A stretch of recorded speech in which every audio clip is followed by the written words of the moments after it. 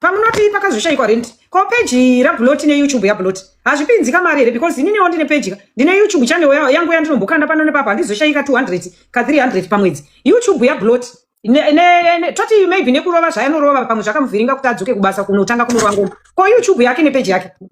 Right.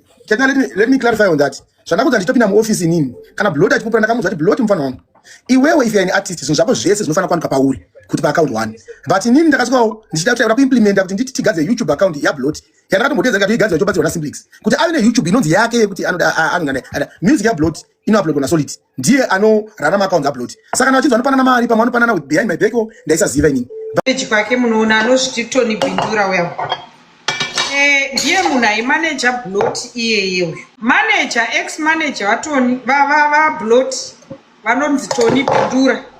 Ndikukupai 24 hours dzekuti mudzosere zvinhu zvese zvamakatorera Bloti.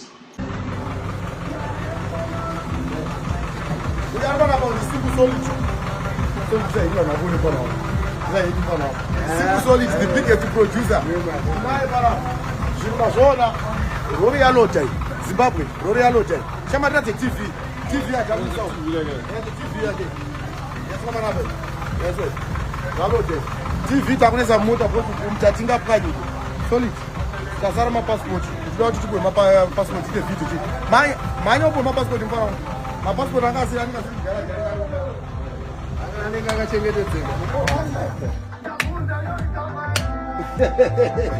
driver wacho hani abi paka wanda driver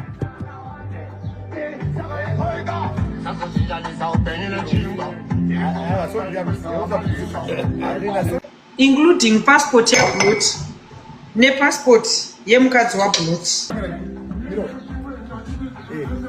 Solid. Zvindampa zvese namupa. Solid. Ma TV zinamupa.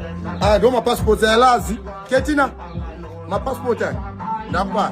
Passport yekutanga ndiye muimbi. Ndiyaba chakura iyi. Maiona ka? Chipa Solid iyi. Iyi ndio mo passport number 2. Ndio mdzimai. Iyi maiona iyi.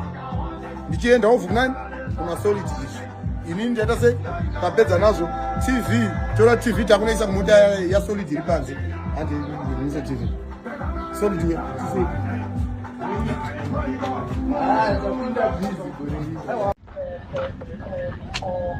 Hello, sister. What is it? My name is Takura Bloti. I don't have a lot to say, sister, and I just want to thank you for the love. Yamakaita fighting for me. You together with my fans. Thank you so much, sister. You're 1 in a million. May God bless you. Number zangu, I have my personal number. It's 0774 102 557. 0774 102 557. I will call you and share a number from Simple to tell you. Thanks.